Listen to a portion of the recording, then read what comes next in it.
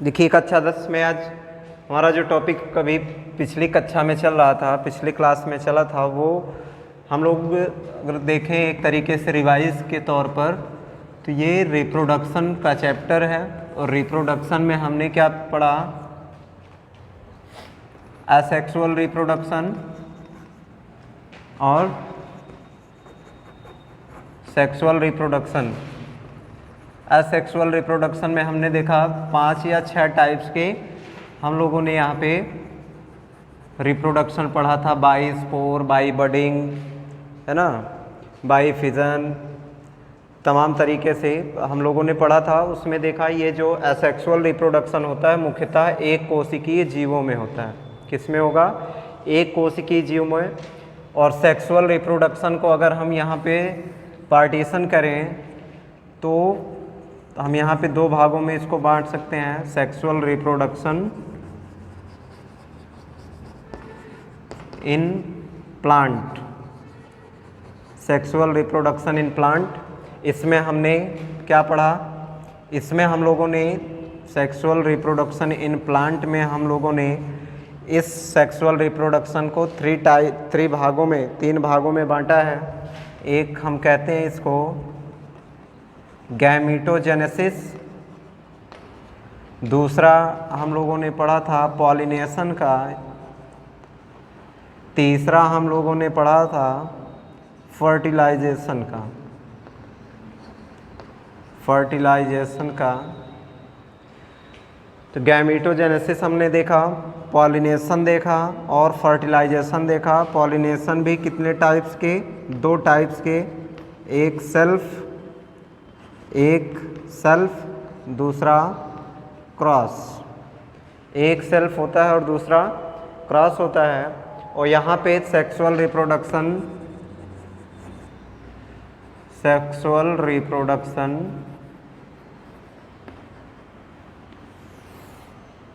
In human, मनुष्य में sexual reproduction जो होता है उसको हम 2 पार्ट में डिवाइड कर सकते हैं। वो 2 पार्ट कौन कौन से होंगे?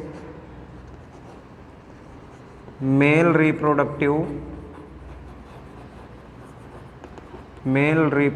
सिस्टम और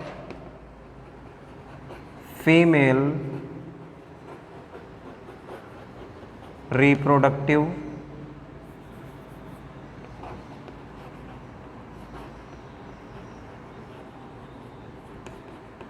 सिस्टम।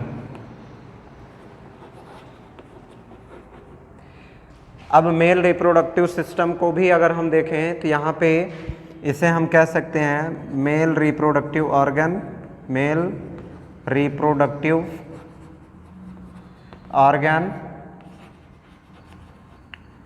जिसे हम क्या कहेंगे? गोनैड्स कहेंगे। यहाँ पे भी हम इसे कह सकते हैं फीमेल रिप्रोडक्टिव ऑर्गन, यहाँ पे भी हम इसे कह सकते हैं गोनैड्स। तो देखिए यहाँ पे अगर जहाँ से अभी तक हम लोग पढ़ रहे थे एक तरीके से रिवीजन देख लीजिए। हमारा चैप्टर चल रहा है रिप्रोडक्शन का या प्रजनन का। अब प्रजनन में हमने देखा मुख्यतः कितने टाइप्स होते हैं? 2, एक एसेक्सुअल रिप्रोडक्शन, दूसरा सेक्सुअल रिप्रोडक्शन। एसेक्सुअल रिप्रोडक्शन में हम लोगों ने फिजन देखा था, बाई स्पोर देखा था, बाई बडिंग देखा था, है ना। तो तमाम चीज़ें यहाँ पे हमने देखी। उसके बाद हम लोग आए हैं सेक्सुअल रिप्रोडक्शन में। सेक्सुअल रिप्रोडक्शन में देखिए हम लोग इसको 2 भागों में डिवाइड करेंगे। सेक्सुअल रिप्रोडक्शन इन प्लांट, पौधों में लैंगिक जनन कैसे होता है और मनुष्य में लैंगिक जनन कैसे होता है। तो यहाँ पे मनुष्य में लैंगिक जनन, यहाँ पे पौधों में लैंगिक जनन। पौधों में लैंगिक जनन में हमने 3 स्टेप में देखा। गैमीटोजेनेसिस देखा, पॉलिनेशन देखा और फर्टिलाइजेशन देखा। गैमीटोजेनेसिस किसे कहेंगे? गैमीटोजेनेसिस एक तरीके से युग्मकों के निर्माण की जो प्रक्रिया होती है वो क्या कहलाती है? गैमीटोजेनेसिस। या गैमीट बनने की जो प्रक्रिया होती है वो क्या कहलाती है? गैमीटोजेनेसिस कहलाती है। और हम जानते हैं कि सेक्सुअल रिप्रोडक्शन में वेल डेवलप्ड 2 गैमीट की ज़रूरत पड़ती है। वेल डेवलप्ड 2 गैमीट होने चाहिए और वो दोनों गैमीट, एक मेल गैमीट होगा और एक फीमेल गैमीट होगा। मेल गैमीट जो होगा और फीमेल गैमीट, इसके जो बनने की प्रक्रिया होगी, वही जो प्रोसेस होगी, वही जो प्रक्रिया होगी, वो क्या कहलाएगी? गैमीटोजेनेसिस की प्रक्रिया कहलाएगी। ठीक है, तो जैसे यहाँ पे अगर देखें प्लांट्स में, अभी ये तो हम ह्यूमन की बात नहीं कर रहे हैं, हम प्लांट्स की बात कर रहे हैं। प्लांट्स में देखें तो जो मेल गैमीट था उसे हम क्या कहे हैं? प्लांट में मेल गैमीट का नाम क्या दिए थे? बोलिए। देखिए प्लांट में मेल गैमीट जो था वो पॉलन ग्रेन, और फीमेल गैमीट जो था, फीमेल गैमीट, उसे हम लोगों ने क्या नाम दिया था? ओवम या ओव्यूम। ओवम या ओव्यूम। ये कहाँ से बना है? पॉलन सैक से बना है। ये कहाँ पे स्थिर होता है? Pollen sac. और ये कहाँ पे बनता है? ओवेरी। ये कहाँ बनेगा? फीमेल गैमीट ओवेरी में बन रहा है। ये प्लांट की हम बात कर रहे हैं। फीमेल गैमीट ओवेरी में बन रहा है और मेल गैमीट जो बन रहा है वो पॉलन सैक में होता है। पॉलन सैक में या पॉलन ग्रेन में या स्टेमन में होता है ये संरचना, पॉलन सैक, जिसे हम परागकोश कहते हैं। उस परागकोश में ये पराग कण भरे होते हैं जिसे हम पॉलन ग्रेन कहेंगे। ये फीमेल गैमीट जो होता है वो ओवेरी में बनता है जिसे हम कहते हैं अंडाशय, और ये जो ओव्यूम होता है इसे हम कहेंगे अंडाणु। तो यहाँ पे एक पराग कण बना है, एक अंडाणु बना है। अब ये दोनों जिस भी प्रोसेस से बने हैं वो प्रोसेस क्या कहलाएगी? गैमीटोजेनेसिस।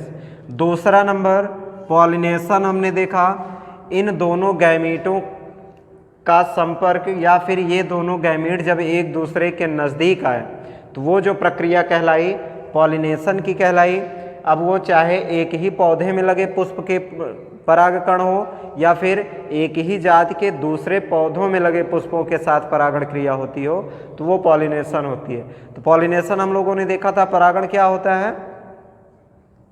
जब किसी पुष्प का परागकण किसी पुष्प के वर्तिकाग्र तक पहुंचता है तो वो प्रक्रिया जो होती है क्या कहलाती है? पॉलिनेशन कहलाती है। और ये 2 टाइप्स के होते हैं, एक सेल्फ या स्वपरागण, एक परपरागण। स्वपरागण मतलब जब उसी पुष्प में परागण की क्रिया हो या उसी पौधे में लगे दूसरे पुष्प के साथ परागण क्रिया होती है तो वो सेल्फ होती है। क्रॉस कब होगी? जब पौधा क्या हो जाए? चेंज हो जाए। किसी पौधे में लगे पुष्प की परागण की जो प्रक्रिया होती है उसी जाति के दूसरे पौधे के पुष्प के साथ परागण क्रिया होती है तो वो क्या कहलाती है? क्रॉस पॉलिनेशन कहलाती है। अब यहाँ पे पॉलिनेशन तो हो गया, परागण तो हो गया, लेकिन परागण एक बाह्य एवं भौतिक प्रक्रिया, इसमें अंतर बताया गया था। बाह्य एवं भौतिक प्रक्रिया होती है, ये आंतरिक एवं जैविक प्रक्रिया होती है। ये कहाँ पे होगा? ओवरी में होगा, ओवरी के अंदर होगा। और ये बायोलॉजिकल प्रक्रिया होती है, जैविक प्रक्रिया होती है। इसमें मेल और फीमेल दोनों गैमीट का क्या होता है? सम्मिलन होता है, कॉन्जुगेशन होता है। उन दोनों मिलने के फलस्वरूप क्या बनता है? एक नई कोशिका बनती है, एक डॉटर सेल बनती है। उस डॉटर सेल को हम क्या कहेंगे? यहाँ पे जाइगोट कहेंगे। और इसके पहले बताया गया है किसी भी ह्यूमन बॉडी में या किसी भी जीव में जो फर्स्ट सेल होती है, first cell of the human body या first cell of the any animals, वो क्या होगी? जाइगोट होगी। तो पहली कोशिका जो होती है किसी भी जंतु की वो क्या होगी? जाइगोट होगी, युग्मनज होगी। तो यहाँ पे फर्टिलाइजेशन के फलस्वरूप क्या बनता है? जाइगोट बनता है। और जब फर्टिलाइजेशन प्लांट्स में हो जाता है, पुष्प में हो जाता है, तो उसके जो कोरोला होते हैं, कैलिक्स होते हैं, उसकी जितनी भी बाहरी संरचनाएं होती हैं वो सब सूख जाती हैं, गिर जाती हैं। उसका ये जो ओवेरी वाला पार्ट होता है यही वृद्धि एवं विकास करके बड़ा होकर के किस में बदल जाता है? फल में। और एक बीज का निर्माण होता है, उसी बीज से नए जीव की उत्पत्ति होती है, नए पौधों की उत्पत्ति होती है। तो ये हमने देखा सेक्सुअल रिप्रोडक्शन इन प्लांट, एक तरीके से संक्षिप्त में देखा अभी तक जितना हम पढ़े हैं। अब दूसरा नंबर सेक्सुअल रिप्रोडक्शन का आता है। तो sexual reproduction in human, sexual reproduction in human. तो देखिए अब यहाँ पे रिवीजन हम इसलिए कर रहे हैं क्योंकि जब ये छोटी सी क्लास होती है। अब इसमें अगर बहुत ज़्यादा लंबा कोई टर्म खींच रहा हो तो वो थोड़ा सा उसमें बोरिंग महसूस होती है, उसमें पढ़ने में थोड़ी सी झिझक महसूस होती है। तो उस झिझक को या फिर जितना भी अभी तक हम लोग पढ़े हैं उसके छोटे रूप में देखें तो एक तरीके से रिवीजन हो रहा है हमारा, हम रिवीजन कर रहे हैं। अब इसमें अगर कहीं किसी को कोई प्रॉब्लम हो तो वो कमेंट करके पूछ सकता है। हाँ, एक आध जगह थोड़ी सी प्रॉब्लम हो सकती है कि यहाँ पे हिंदी में नहीं लिखा गया, लेकिन हिंदी में भैया पीडीएफ जो भेजा गया वो हिंदी में भेजा गया, उसमें इंग्लिश भी लिखा हुआ है। तो इससे पहले भी हमने बताया जब भी पढ़ाई करो, जब भी वीडियो देखो, साथ में कॉपी ओपन रहनी चाहिए, बुक ओपन रहनी चाहिए और हाथ में एक पेन होनी चाहिए, जिससे कि भाई स्वाभाविक सी बात है जो हम लेक्चर दे रहे हैं सारा का सारा लेक्चर हम पीडीएफ में तो नोट करके नहीं भेज सकते। उसमें जो मेन टॉपिक होते हैं उसको हमने क्या किया, पीडीएफ बनाया और भेज दिया, वो आप तक पहुंच गया। लेकिन कुछ ऐसी जैसे क्लास चल रही हो तो उसमें कुछ ऐसी नई नई बातें आ जाती हैं दिमाग में जिसको पीडीएफ में नहीं भेजा गया, उसको यहाँ पे बताया गया है। तो अगर कोई ऐसी चीज़ लगती हो जो नई हो या अभी तक हमको हमारे नॉलेज में नहीं थी तो उसको क्या करो, रफ में कहीं एक नोट बना करके उसको लिख लो। उसको भी अगर दिन में एक आध दो बार या रिवीजन टाइम पे करते रहोगे तो वो भी याद हो जाएगा। और इंटरेस्ट कब बनेगा, जब हम इंटरेस्ट इसमें बनाएंगे तब। और अगर हम एक तरीके से उसमें कोई ना कोई फॉल्ट देखते रहेंगे, कोई ना कोई कमियां देखते रहेंगे, तो जो बताई जा रही हैं, जो हमको सिखाई जा रही हैं, वो ना तो हम सीख पाएंगे ना तो समझ पाएंगे। सिर्फ और सिर्फ हम उस वीडियो में या उस पीडीएफ में कमी ढूंढने का प्रयास करेंगे, क्योंकि हमेशा दिमाग में यही बना रहेगा कि क्या कमी निकाल लें और वही कमी निकाल करके हम क्या करें, कमेंट कर दें। ठीक है, तो यहाँ पे जो भी नॉलेज हो रही है, जहाँ पे जो भी बताया जा रहा है, भी कोई भी हो वो अपना 100% देने का प्रयास करता है। बाकी अब सबकी माइंड कैपेसिटी अलग अलग होती है, तो वहाँ पे पूछने का प्रयास करिए, कमेंट करिए। हमारे पास क्वेश्चन आएगा तो हम अगले दिन उसका वीडियो के माध्यम से सॉल्यूशन भेजेंगे। हो सकता है हम पीडीएफ भी उसका बना करके भेज दें, लेकिन सॉल्यूशन करेंगे ज़रूर। लेकिन कब करेंगे, जब हमारे पास तक वो क्वेश्चन आएगा। हमारे पास तक वो क्वेश्चन आएगा तो हम ज़रूर समाधान करेंगे। रही बात यहाँ पे प्रॉब्लम की, तो थोड़ा सा इंग्लिश में कुछ लोगों को प्रॉब्लम होती है कि इंग्लिश में बताया जा रहा है, भैया बोल तो हिंदी में रहे हैं, लिखने में थोड़ी सी हिंदी में प्रॉब्लम होती है, टाइम लगता है, तो इसलिए इंग्लिश में लिख देते हैं। और फिर अगर इतना इंग्लिश नहीं लिख पा रहे हैं या इतना इंग्लिश नहीं पढ़ पा रहे हैं तो बायोलॉजी फिर सब्जेक्ट बेकार है, क्योंकि उसमें इंग्लिश मिक्स करके ही हमको पढ़ना होगा, इंग्लिश मिक्स करके ही हमको उसको सीखना होगा, जिससे कि हमें आगे कोई कठिनाई ना हो। अगर हम यहाँ पे पूरा 100% हिंदी में ही लिख दें तो शायद है फ्यूचर में जब भी आगे पढ़ेंगे, जब भी आगे हम जाएंगे तो वहाँ पे हमको बहुत ज़्यादा प्रॉब्लम होगी, क्योंकि यहाँ पे मिक्स करके नहीं पढ़े हैं। वहाँ पे ऑल टोटल इंग्लिश होगा या फिर इंग्लिश में वर्ड लिखे जाएंगे। हम तो हमेशा हिंदी जाने हैं तो उसका कन्वर्जन नहीं कर पाएंगे। अगर दोनों यहाँ पे बाई लैंग्वेज रहेगा, दोनों भाषाएं रहेंगी, तो ये शायद है कि आगे हमें कोई दिक्कत नहीं होगी। अगर कोई हिंदी में बता रहा है तब भी हमें कोई दिक्कत ना होगी, और इंग्लिश में बता रहा है तब भी कोई दिक्कत नहीं होगी। तो इसके लिए हम थोड़ा सा क्षमा चाहते हैं कि वो इंग्लिश में हम भले ही लिख रहे हैं लेकिन हिंदी में बता रहे हैं। दूसरी चीज़, अगर नॉलेज बढ़ानी है तो उसमें भी एक बात हमेशा हम लोगों को सीखने को मिलती है, या लोग कहते भी हैं कि सरस्वती भंडार की एक अनोखी बात, बांटन से ये बढ़त हैं, बिन बांटे घट जात। तो ये जो सरस्वती जी का ये भंडार है, इसको हम जितना ही बांटेंगे उतना ही ये बढ़ेगा, और बांटेंगे नहीं तो वो क्या हो जाएगा, वो संकुचित होता चला जाएगा, घटता चला जाएगा, फिर हमारे पास कोई नॉलेज नाम की चीज़ नहीं रह पाएगी। तो इसलिए अगर पढ़ाई कर रहे हो तो नॉलेज के लिए पढ़ो, परीक्षा के लिए नहीं पढ़ो। ठीक है, परीक्षा तो आती ही जाती रहती है, लेकिन जो नॉलेज होती है वो हमारे पास तक रहती है, तो इसको रटना नहीं है, सिर्फ समझना है। तो उसी को ध्यान में रख करके हम यहाँ पे रिवीजन करवा रहे हैं, तो रिवीजन देख लीजिएगा। तो देखिए यहाँ पे सेक्सुअल रिप्रोडक्शन इन ह्यूमन, अभी तक तो हम लोगों ने छोटे रूप में देखा प्लांट में कैसे होता है।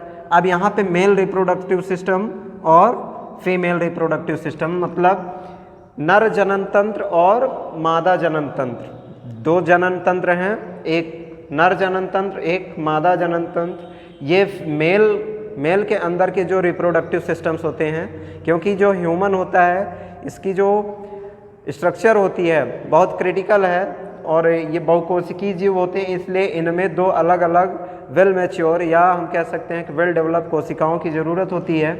और वो जो कोशिकाएं या गैमीट बनेंगी, एक मेल रिप्रोडक्टिव ऑर्गन से बनेगी और एक फीमेल रिप्रोडक्टिव ऑर्गन से बनेगी। और यहाँ पे मेल रिप्रोडक्टिव ऑर्गन्स जो होगा वो गोनैड्स होगा।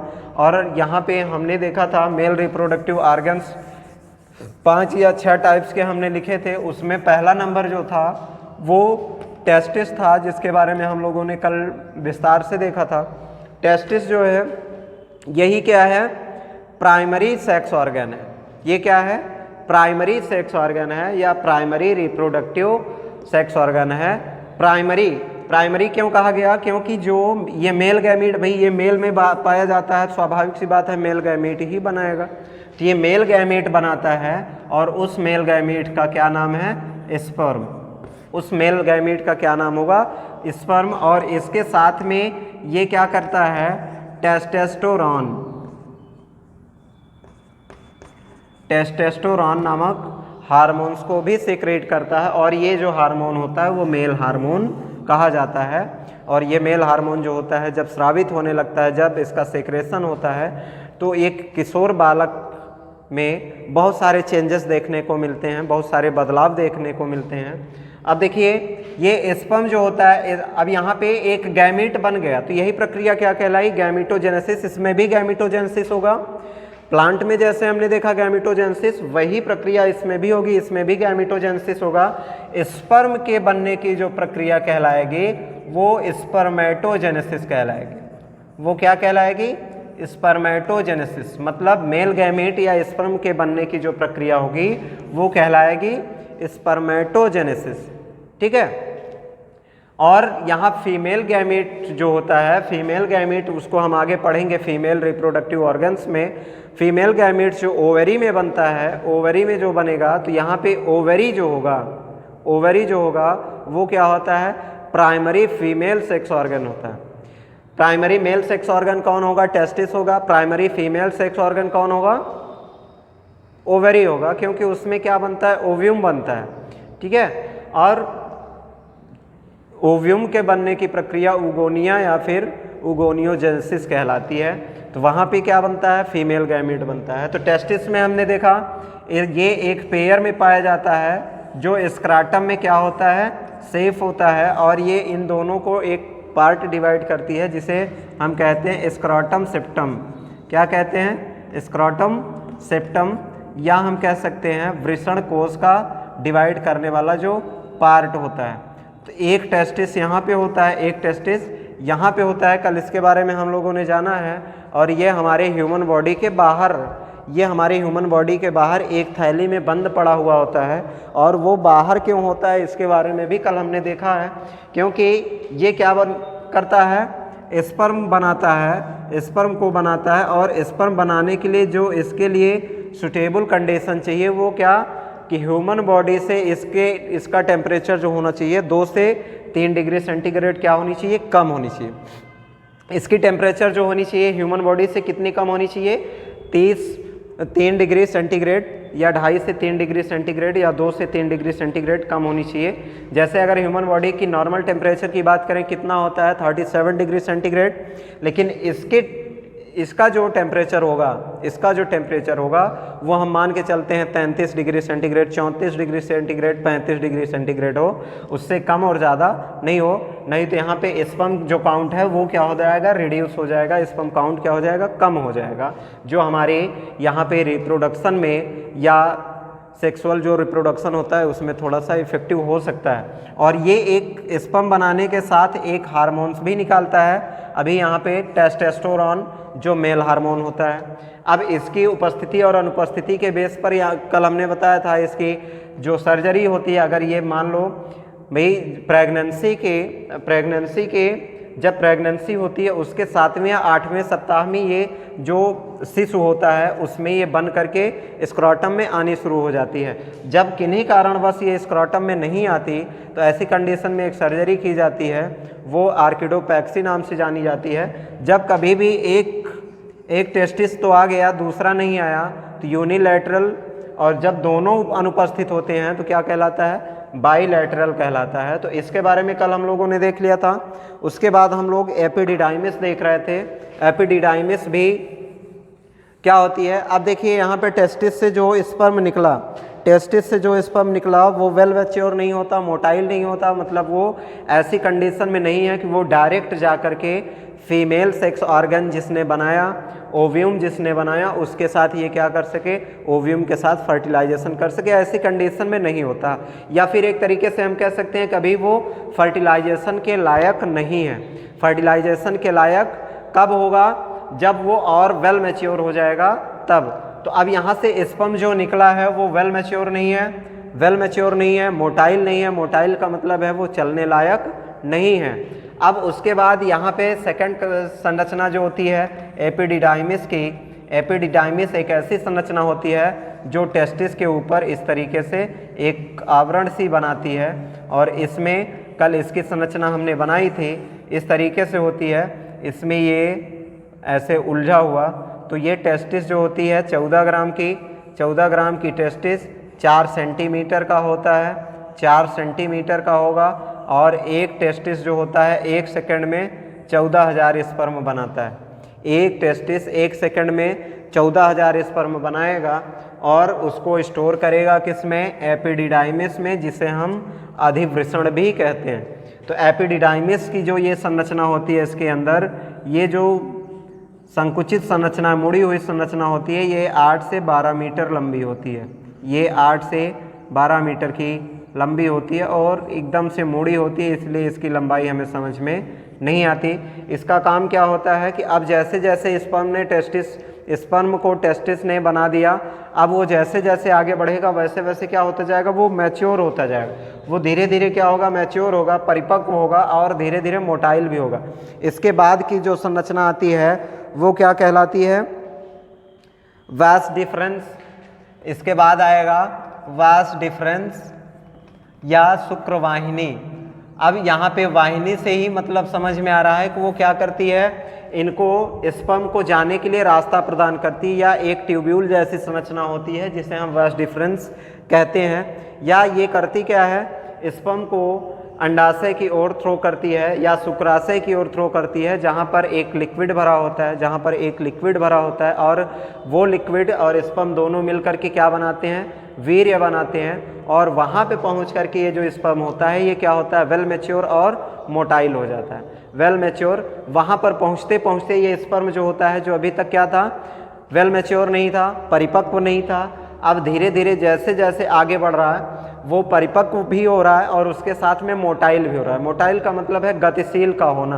तो वो यहाँ से होकर के वास डिफरेंस से होकर के आगे बढ़ेगा, वास डिफरेंस से जाएगा फिर कहाँ पे, सेमिनल वेसिकल में, सेमिनल वेसिकल में जाएगा, या जिसे हम कहते हैं शुक्राशय। सेमिनल वेसल में एक लिक्विड भरा होता है जो स्पर्म और लिक्विड दोनों मिलकर के हल्का पीले रंग का एक द्रव बनाते हैं जिसे हम वीर्य कहेंगे। उसमें ये जो स्पर्म होता है वो क्या करता है, मोटाइल हो जाता है। तो वहाँ पे पहुँचते पहुँचते वो मैच्योर भी हो गया। अब उसके बाद देखिए यूरेथ्रा आता है। यूरेथ्रा भी क्या होती है, एक नली होती है जो इस सीमेन को, वीर्य को, ये जो इनके मिलने से ये सेमिनल वेसिकल में जो लिक्विड था वो और स्पर्म दोनों मिलकर के बनाए क्या, दोनों मिलकर के बनाए हैं सीमेन। अब ये सीमेन जो होता है वो एक ट्यूब के माध्यम से आगे बढ़ेगा जिसे यूरेथ्रा कहते हैं, और यही जो यूरेथ्रा होता है ये एक और माध्यम बनाता है, उसके लिए वो यूरिन एक्सक्रीट करने का भी सिंगल मार्ग है, यूरिन से एक्सक्रीट करने का भी यही मार्ग है। अब देखिए यहाँ पे ये जो यूरेथ्रा होता है, ये जो यूरेथ्रा होगा, यूरेथ्रा ऐसी नलिका होती है जिससे होकर के हमारा सीमेन भी आगे बढ़ता है और इसी से होकर के हमारा यूरिन भी बाहर की ओर निकलता है। ये यूरेथ्रा होती है, और ध्यान देना है कि एक साथ में दोनों कभी निकल नहीं सकते, एक साथ में दोनों कभी आगे नहीं बढ़ सकते, या तो यूरिन ही निकलेगा या फिर सीमेन ही निकलेगा, और कभी ऐसी कंडीशन नहीं होगी कि दोनों साथ में निकलें। अगर ये आ रहा है तो ये ब्लॉक होगा, ये आ रहा है तो ये ब्लॉक होगा। इस नलिका से सिर्फ एक ही लिक्विड निकलेगा, वो या तो यूरिन का होगा या फिर स्पर्म या सीमेन का होगा। दोनों एक साथ में नहीं निकल सकते क्योंकि इनका सिंगल वे है, यही एक रास्ता है बाहर निकलने का, और उस रास्ते से सिर्फ एक तरीके से हम कह सकते हैं जैसे पगडंडी होती है, जैसे पगडंडी होती है या सिंगल वे होता है, उस सिंगल वे पर सिर्फ और सिर्फ एक ही जो ट्रैफिक साधन होते हैं, जो यातायात के साधन होते हैं, एक ही चल सकता है। अब ये कहें कि एक इधर से जा रहा है, एक उधर से आ रहा है, दोनों क्रॉस हो जाएं या फिर दोनों ऐसे जा रहे हैं ओवरटेक कर लें, तो नहीं हो सकता। एक ही एक बार में एक ही जाएगा, या तो वो सीमेन होगा या तो यूरिन होगा। ये जो मार्ग होगा, ये जो रास्ता होगा सिंगल वे का होता है, ये कहलाएगा यूरेथ्रा। उसके बाद इसमें पेनिस आती है, पेनिस की संरचना आती है। पेनिस जो होता है ये शरीर के सबसे आउटर पार्ट, शरीर का सबसे आउटर पार्ट होता है, जो क्या करता है फीमेल के वेजाइना में अंदर जा कर के स्पर्म को वहाँ पे यूट्रस तक पहुँचाने का कार्य करता है, या फिर वेजाइना के अंदर तक ये स्पर्म को पहुँचाने का कार्य करता है। कौन? पेनिस। ठीक है, तो अब देखिए यहाँ पे उम्मीद है कि ये बातें समझ में आई होंगी। मेल रिप्रोडक्टिव सिस्टम में मेल रिप्रोडक्टिव ऑर्गन गोनेड्स जो होता है, जनद जो होता है, वो एक जोड़ी होता है जिसे हम टेस्टिस कहते हैं। उसकी कुछ सहायक, अब देखिए यहाँ पे, अब हमने टेस्टिस को प्राइमरी सेक्स ऑर्गन क्यों कहा? क्योंकि वो स्पर्म बना रहा है, लेकिन अब जितनी भी उसकी सहायता कर रही हैं, जितने भी उसके साथ मिलकर के काम कर रही हैं, वो सेकेंडरी या एसेसरी कहलाएंगे।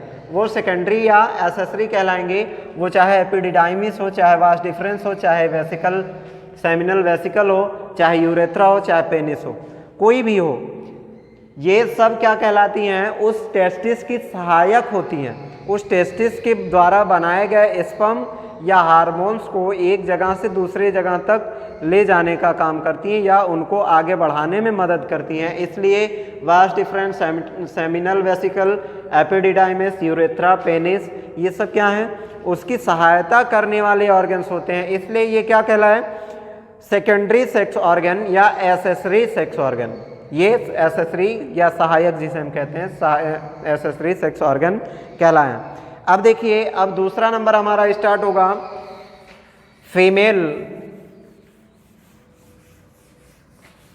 फीमेल सेक्स ऑर्गन का।